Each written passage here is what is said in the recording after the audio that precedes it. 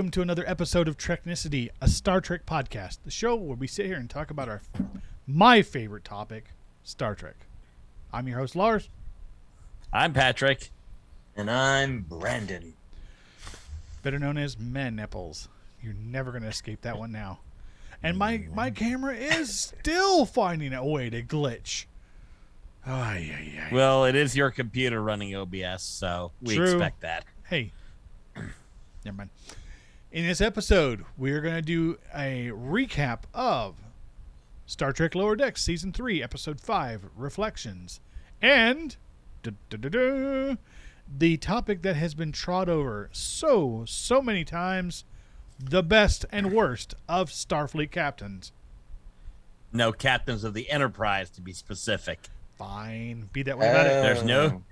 There's no Janeway on there. There's no Cisco. There's a bloody A, B, C, and D, but oh well. I'm totally glitching. I'm going all video Wally. I love it. I guess. Anyways, so why don't you go ahead and start with it, Patrick? Let's get down to the rat killing, huh? So the big story this week, Rutherford is having bad dreams, which seem to be flashbacks to when he got his implant, and there's also some kind of explosion, and he's waking up and scaring the towel guy and everything. He wakes up tired the next day. He's talking to Tendi. She purges the cache on his implant and then sends it off to get some sleep. But while he's sleeping, he gets taken over by something evil, and for some reason he could talk to it as a reflection, although it's technically not a reflection, because if you notice, the reflection has the implant on the correct side, not the reverse side. Little weird thing in the thing, but this. So after this evil Rutherford gets creepy on Ensign Barnes, which is in itself is a reference to a DS9 episode that I literally watched today, with the phasing planet and asking Jadzio how far down the spots go. Of course, she shares the truth. And then evil Rutherford shoves Tendi, that bastard. He then tries to escape, does some cool transporter things, but ultimately Rutherford discovers that if he punches his implant, it shorts out evil Rutherford's implant, which gives him just enough time for Shax to show up and stun him. Runs him off to sickbay, where he ends up in a coma and discovers that this is actually him 10 years younger, before the implant, when he used to build janky starships and race them in illegal races and do all kinds of bad shit because he was a real dickbag. Ultimately, though, they determine only one of them can be the Rutherford. So they decide to race for it. Of course, evil Rutherford's got his janky fighter that looks really cool, but maybe. But of course, our Rutherford builds the Delta Flyer, because of course he does. And even has the uniforms and everything. So they go off on the race, and they're racing down, dodging asteroids and things, until evil Rutherford pulls ahead. And then a Romulan ship shows up and starts shooting at him. Blasts him to pieces. But good Rutherford, of course, because he's racing, he's created a in his mind, he's created his friends. Although, for some reason, Mariner at some point hops in with a very strong okie dokie. But they save evil Rutherford, beam him off, and take off. And then he ultimately dies. He ultimately dies in Rutherford's arms, realizing that this older Rutherford is the better choice, and he's the one that should continue. But then he does the Star Trek Stu thing, says remember, and we get a shot of Rutherford getting blown up working on something, and then this shady organization sticking the implant into his head, and of course saying that they were going to make sure he doesn't remember this, which it changes his personality. And that's all the things. We also found out that it was evil Rutherford was the one who was messing with the implant the whole time. Which leaves us even more mysteries as who is this organization? Who indeed? Meanwhile, Boimler and America are back. Boimler and Mariner are back on Tolgana 4, which is from the second episode. This is not Turkana 4, because they have what? Say it with me, kids. That's what I was Great going to say. Ratings. Yeah, we're not letting that one go because, yeah, that was overused. So we're back on Tolgana 4, manning the Starfleet recruitment booth. Of course, everybody there is just mocking the Starfleet people because obviously it's a terror. There's no real good reason to join Starfleet because you get assimilated and all that things. And this is coming from the independent archaeologists booth run by a girl named Petra Aberdeen, basically the animated equivalent of a Vash. So Mariner's trying Captain to hold Picard's in her frustration. girlfriend. Yeah. Basically, Mariner's standing there trying to hold in all her frustration because she basically just wants to kick somebody's ass, but Ransom was threatening to send her off to Starbase 80. Apparently, that's the worst one. Yep, it is. Just on a side note, did anybody notice the either intentional or unintentional pun there when she refers to the members of that independent archaeological whatever she calls themselves indies? Oh, yes. Of course. I don't know. I don't know if it was intentional or not, but I caught it right away. I started giggling. This is Lower Decks. It's all intentional. Yeah, you for know sure. that. Yeah, maybe. I mean, I watch other recaps, and they basically have 2 or 3 notebook pages of references at this point because that's how many references they put into these shows. I'm sure they probably they've got like all the volumes of the Nitpicker's Guide to the Next Generation. Yeah. Like her little comment, discover the undiscovered country. Yeah. I'm like, wait a minute. All right. Yeah.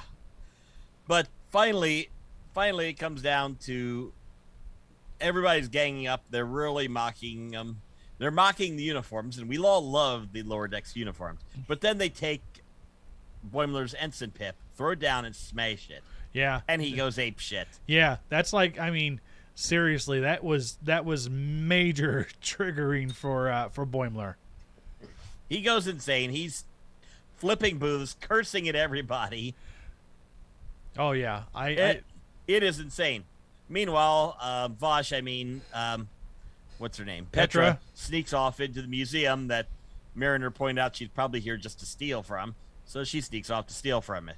We find out later she stole the Grand Negus' staff, which the museum somehow had.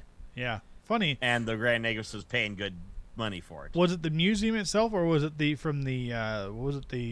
Collectors Guild that had it?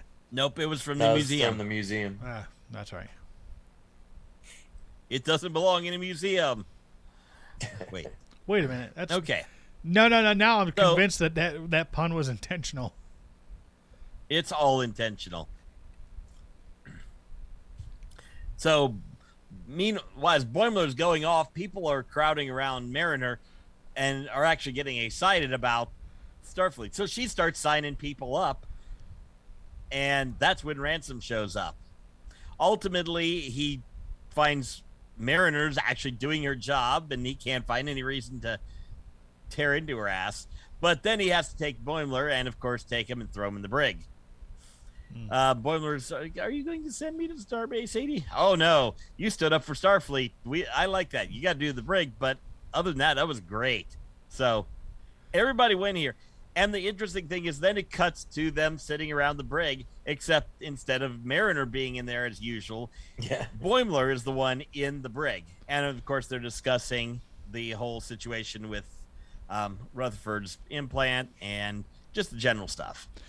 Yeah, the episode ends though. Go ahead. No, go ahead, please. I jumped right in on top of you. Yep. Episode ends though with Mariner getting a call from Petra, who has to show off her staff, of course, but basically gives Mariner an option if she decides to leave Starfleet or gets kicked out. So set up something for maybe a season finale there. Maybe. Well, I mean, we did see at the end of season 1 when Boimler went off to join the crew of the Titan. Yeah, yeah, So maybe we'll see see something like that, like have her take a But, vacation and go yeah, that was season tomb 1. Yeah. raiding with Petra. that's So, funny yeah. because I mean, look, the whole thing, even the character concept is funny because, of course, one of the most interesting archaeological sites on Earth is Petra, the city of Petra in the Middle East. So it's like, come on, guys, hang on, we don't have enough references in there. Let's just get the bucket and just dump it on there. Yeah, this I'm not even going to try to go through and find all the references because I just don't have the time and energy. Yeah. If you want all those references, go find another.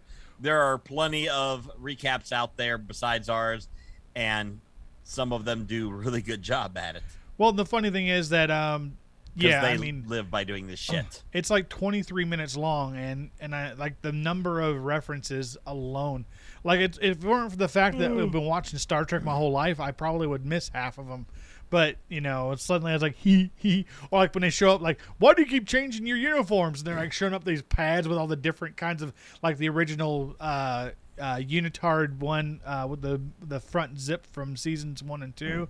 And then also the skort, because we, like in the first season, we saw both men and women wearing the Starfleet skort. I mean, the first episode, we only saw that in one episode. I think we and that was said it. 4 point. I think we saw it in another one at some point. It was a background shot. Yeah, it's not like they put those forward after that first episode.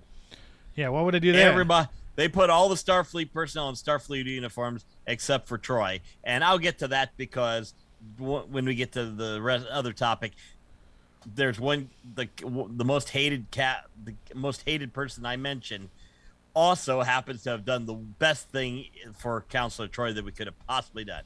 We'll get there.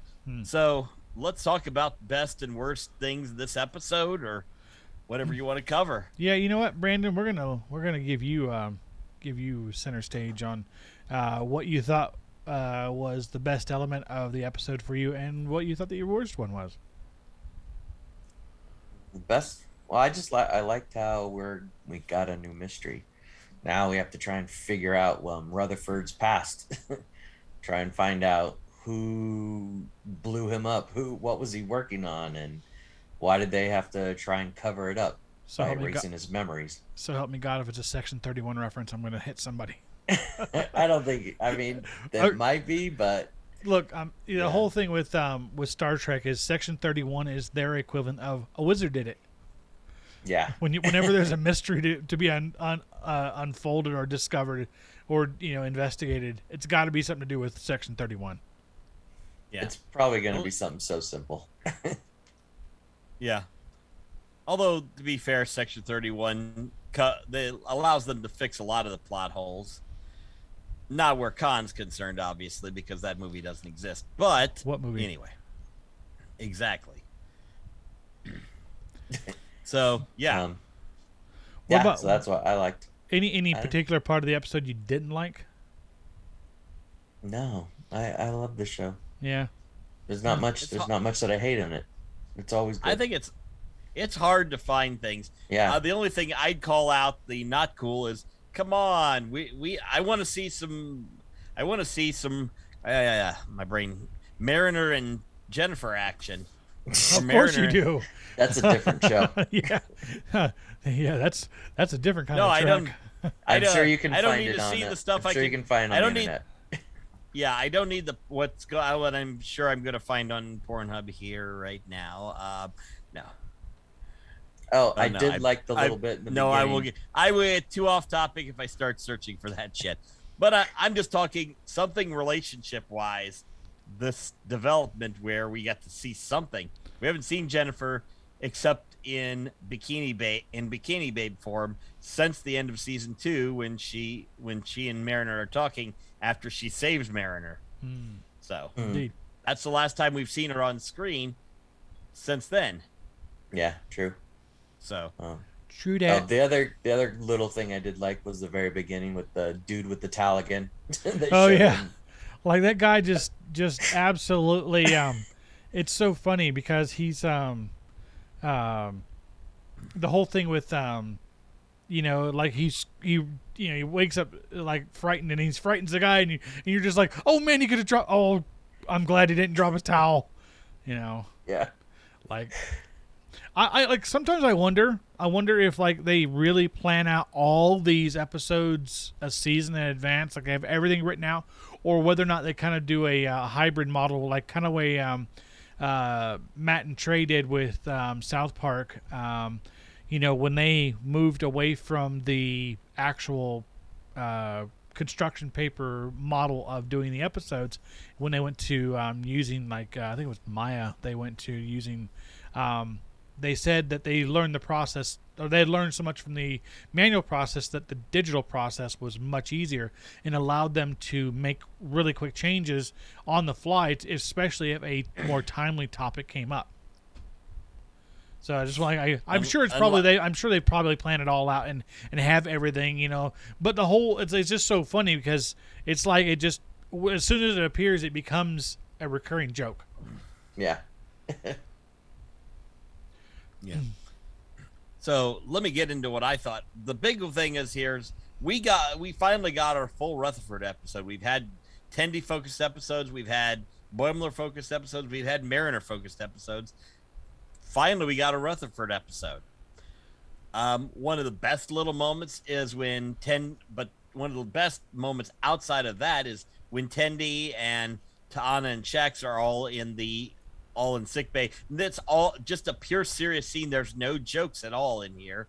They're kind of just standing over, waiting and discussing. Shax puts his hand on Ta'ana, and it's just kind of a moment where it's like we're in a serious episode here for a minute. And then, of course, the humor returns because it's lower decks. Yeah. But they're doing serious show in the middle of a comedy, and they're pulling it off successfully. But the thing is, also, is what's important is that they do balance it really well between what's really funny, what's really good fan service, and then what's actually good storytelling. Yeah, they're really good at it. Yeah. That's what makes it such a great show. Indeed. Yep. So, anything else we have on this? No, I think we're good to shift into gears and shift to best versus worst. Uh-oh. Dun, dun, dun. We are going to do the best versus the worst captains of the Enterprise. Now, I went through and pulled all the captains. I did limit it to on-screen captains who were not put in command for temporary or acting captains or anything like that. That leaves out Robert April because he never appeared on screen as the active captain. Decker from the Motionless Picture because the Enterprise left with Kirk in command. Jellicoe when he was running the D for the one two-parter doesn't count, and Captain Dax from Enterprise J because we never saw them. Also, nobody for the Mirror Universe or any alternate realities, which includes Riker from the All Good Things episode where he's commanding a refit D. So I left those out and all the minor things. So here's our entire list. On the NX-01, we've got Archer. 1701 had Pike and Kirk, and well, he only had it for part of the movie, Star Trek II, Spock. 1701A was all Kirk. 1701B, John Harriman. Sorry, I'm going to make that joke constantly. Captain Cameron Fry. Yeah, pretty much. 1701C, even though she only gets part of the episode, she was the captain of record for the C, which is Rachel Garrett. Mm-hmm. She, of course, died before everybody else died. And, of course, Rock of the D and Enterprise E was Picard himself. So, obviously, we're going to choose the best and the worst, but we got a slight problem. Do we Kirk or Picard? Right. Do we include Captain Sean of the F?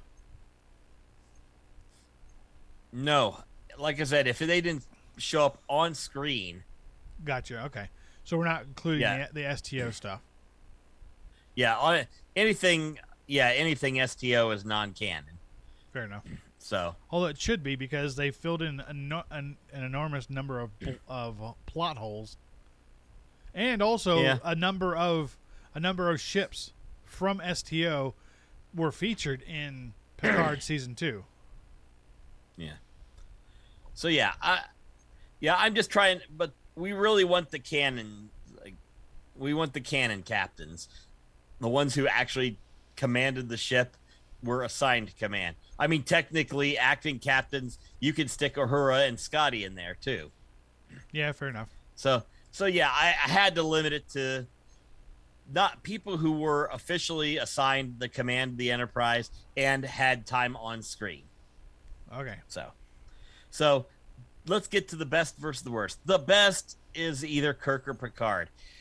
I was not going to pick one of these because both of these we are absolutely can claim to the title, and it is a massive debate. So I'm going to let each of you sound your preferences, why you think one of them is the best, because we will agree that they technically tie for this one because both of them could be argued. I personally in the Picard camp because while Kirk had 3 seasons of the original series, the 2 seasons of the animated series, and 6.5 movies, he was I always liked Picard more because he seemed a little more level-headed and a little less melodramatic and insane. I think it's just more actor side. Also, Sir Pat. Yeah, I gotta go there. Nice. For me, if I had to choose between the two, I would probably agree with you and say my favorite is Picard, and a lot of it is because it comes down to is the character of Jean-Luc Picard doesn't just show us what a competent leader is like, but it also shows us somebody of great depth and great humanity. We only started to really see that side of Kirk in like Generations, when we started to see what he was experiencing, or the things he was going through with being in the Nexus. You could also argue a little bit. He shows a little bit of that in Star Trek 6 when he's recording his personal log and he's basically taking the Klingons to task for murdering David. But still, I think as a whole, Picard gives us a much greater view of a good balance between militaristic leadership and a genuinely good human being. Yeah, that's what I would agree. Picard as well. Kirk is more. I mean, Kirk's a good one too, but Picard he knows how to delegate. Like, he knows when he needs to send it to the best person for the job. Kirk is always just like, I need to do it. I need to be the one that's doing everything. I need to be involved in all the action and right in the middle of everything. Picard is just like, this needs to go to this person. Picard won't get in the action. Like, he knows how to be a captain. Like, you don't get in the action on every single thing. You need other people to do it for you. And you're the one who's supposed to lead and tell people what to do. And Picard's very good at that. Yeah. I'll go ahead and go the counter for Kirk. I'll go ahead and share a little bit of why Kirk would be better, because obviously everybody picked Picard. But I would say if I were to going on the Kirk side, I would say he is the more iconic. He originated the role of the Starfleet captain, really defined how we looked at captains, to the point they had to have Picard and Riker to replace him to a degree. Yeah, Riker to do the horny captain stuff, do the horny stuff. Although he wasn't too good at it till after he got the beard, because Riker's beard, motherfuckers. I think Riker's beard is going to be the name of our next band. All right, we do we do a Star Trek cover band called Riker's Beard. Well, I mean, there's one called the Roddenberries, and they're pretty awesome. They actually follow us on I don't want to social go media. there. So, The beard was the source of all of his powers. Yes. There's also another one. I So- think there's another one that follows us on Instagram called the Bridge Crew, and they're actually a California-based band. I think they're up Oxnard way, but still, yeah. Yeah, there you go. But yeah, I would say just his longevity. I mean, like I said, Picard only had 4 movies and the 7 seasons of TNG. I'm not counting Picard because 1, he's no longer the captain. He's kind of just the old man with other people doing the captain's role a lot. Yeah. 2nd, fuck that show. No. I don't even want. I'm not even going to go near that show. That show sucks. I will probably watch it one day out of morbid curiosity. Yes, But yeah, please go ahead. I keep So, yeah. interrupting you. Go ahead. I should say Captain Kirk has had, I forgot. Okay, so he's had those movies plus appearing in the Kelvin timeline, those movies, plus they got him back in the beginning of Strange New Worlds. So we're seeing a lot of we're seeing a lot of Kirk, and they're even bringing him back to where he shows up. Seriously. If you thought of Star Trek, the first person that would pop in your mind for captain of the Enterprise is probably going to be Kirk. Well, yeah, I can understand that. I can kind of agree So- with that. The idea is that Kirk was the first action hero captain, and he has an important distinction that no other captain has had as yet, and that is he got to double fist beat the crap out of a guy in a rubber lizard suit. Yeah, I'm glad they fixed the Gorn as they went. Like, Gorn got better as the show went along. Yeah. But still, okay. So we kind of universally agree on our choice for best captain. What about our choice for worst captain? I already know Cameron. It's Cameron. Let's see here. We don't have to go why Kirk or Picard are the best, but Harriman basically was screen doofus. He basically showed up in Generations, takes a ship out on a shakedown with nothing on it, just because they want to show it off to the media, and they got Kirk and the gang there Kirk and anybody else they could convince to be in the film to show up. Well, And they go to the Nexus. He fumbles, hands things over to Kirk, and of course is the captain of the ship that saw James T. Kirk die. actually, just Although it would have been cool. Although I wish we could have seen his body floating in space, but that's just me because Shatner sucks. That bastard's an astronaut now, officially. I thought I'm they, never I forgiving thought him. I stripped sense him a of that. tone of jealousy. I thought they stripped him of that privilege because they changed right before he went on his trip. They changed the definition of an astronaut. Like they changed the official. Not that I know of, but oh well. Well, okay. So They stripped it because they didn't want people that flew up the Bezos cock rocket to become. Astronauts. Well, yeah, because the Astronauts. thing is, I don't think they did it to punish William Shatner. I actually think they did it to slap Punish Bezos, Bezos. in the face. Well, among okay. other things. So People are such haters. yeah, so let me throw a little thing in there. Has anybody ever thought about how suspiciously stupid the plot of Generations is when they talk about the what was it? Like they get the distress they get the distress call from the Bakul. They go and try to save these 2 ships. They're the only one there, but they also say that like they're just gonna go tiki tour around the solar system on this dry run. I don't ever recall them hitting the gas and going to warp anywhere. So how the hell did the Nexus come flying through the solar system and nobody picked it up? Like, hey, Yeah. guys, I don't know if you know this. Okay, don't get alarmed. Don't.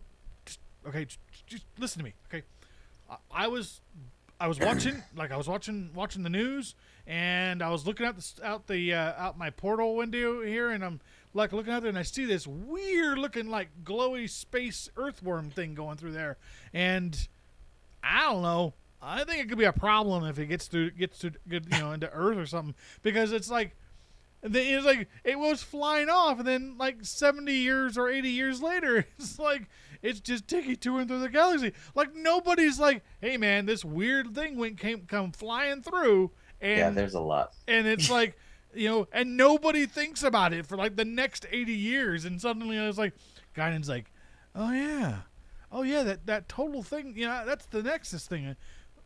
Also, they were in the Nexus. They were like, no, send me back. I want to go back in. They were in the Nexus. How'd they get ripped out? Well, you can't get ripped out unless someone like convinces you to leave it. Yeah, I don't think they were actually in it. I think he said he wants to go back because he wants to get back and he wants to get in the Nexus. No, because Guinan says like it was pure joy. Remember, she talks about being in it. Can we blame Section 31 for this? Yes, let's blame Section 31. Yeah. Okay. So they were in it. How did they get out? Okay.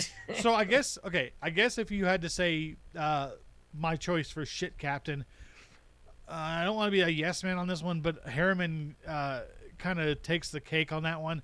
I mean, you could kind of say Rachel Garrett is a close second place for shit captain for me because realistically, all she does is argues with Picard, and then gets basically her head turned into a canoe by a piece of bulkhead, and it's like, wow, you suck. Like you really. I mean, and the thing is, we know they still go back and eventually do what they're supposed to do, which is be blown up, trying to protect Narendra 3, but. So we know what happened. That means probably she had little to do with it in the first place. It's probably all Lieutenant Shooter McGavin. To be fair, though, she was at least a competent captain. Yeah, okay. That's how Cameron edges her out, as sucking the most. Fair enough. Yeah. And let's be honest, we can't. And let's put it this way: the other people that we didn't, others that are not Kirk or Picard on this list. As Pike, Spock, and Archer. Okay. Yeah. Okay. They're all good. Okay. So we were talking about how Riker. Even Jellicoe's technically more competent than Harriman. I mean, he sucks at everything, except for, of course, the most important and best thing he ever did was tell Troy to put on a damned uniform. Yeah, like you're an actual bridge officer now. Put the uniform on. She looked or is that hotter actually the the worst thing he ever did? Well, if you're no, she looked better with the uniform. Otherwise, like, look, I got purple outfit and I have boobs. Well, and the thing is, actually, nice little piece of trivia. They referenced that whole thing in Galaxy Quest because when Sigourney Weaver's character Tawny Madison talks about there, she's like, "Well, at least you had a part or you had a role." My TV Guide interview was 3 paragraphs about my boobs and how they fit in my suit. It's like, and then I remember there was I want to say it was either an interview that I read years and years ago, like in the early mid 90s with Marina Sirtis, or it was when we all went to a Star Trek convention in Cincinnati, and she was talking about it. I can't remember. It was one of those two. And she basically said that the reason why, like, they made her wear a camisole underneath her uniform, which made her boobs look bigger. And I'm like, I get it. The old saying, sex sells, is an absolute axiom. And sure, I mean, they were obviously trying to appeal to, nerdy teenage guys and nerdy 20-something guys and. Well, okay, nerdy guys who just nerdy guys. Yeah, all the way from Yeoman Rand to 60 of 9. Yeah, pretty much. I agree. So I mean, the thing is that, look, Marina Sirtis looked pretty good in any outfit she had on an entire series, except for the skirt. I did not like her wearing the skirt in Encounter at Farpoint because I just felt like it was like, let's just put her in a skirt because she's a woman.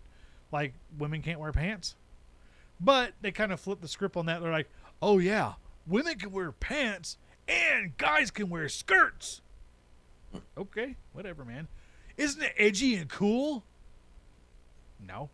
Which is why it didn't last much past Encounter at Farpoint. Yeah, I'm sure I've seen it somewhere. I saw somewhere, and of course, I think Lower Decks took a pot shot with it a couple of times. Of course they did, because it's Lower Decks. Yeah, so okay, Harriman kind of universally just gets the suckiest captain award. Yeah. Even though not John Harriman, damn it, Alan Ruck, actually is a really good actor, and when he came back and was in the fan film of Gods and Men, he reprised the role of John Harriman, and he was actually better in that movie than he was in Generations.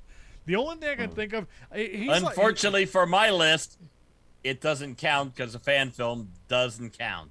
So. Okay, fair enough. But the other thing is that he's also, to me, he's like the Star Trek version of Wimpy. I'll gladly pay you on Tuesday for a tractor beam today.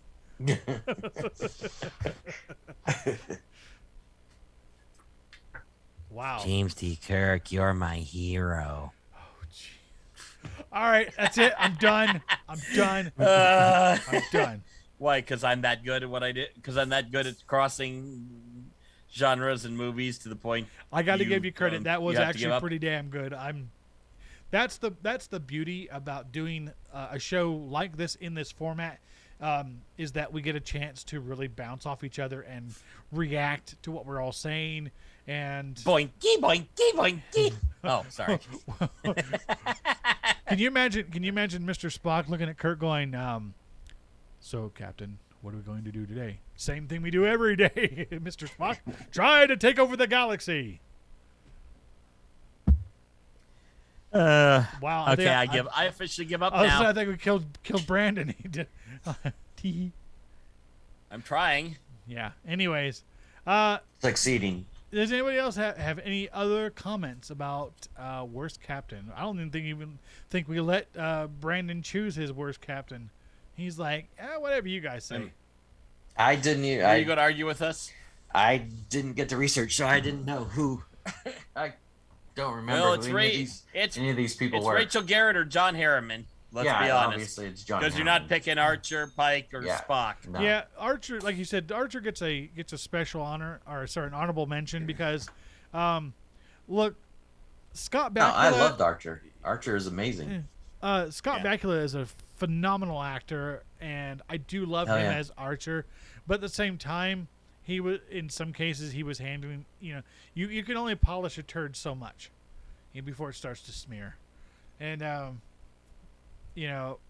like he had. By season 4, there was nothing left. So the sad part. Look, that's another. They couldn't.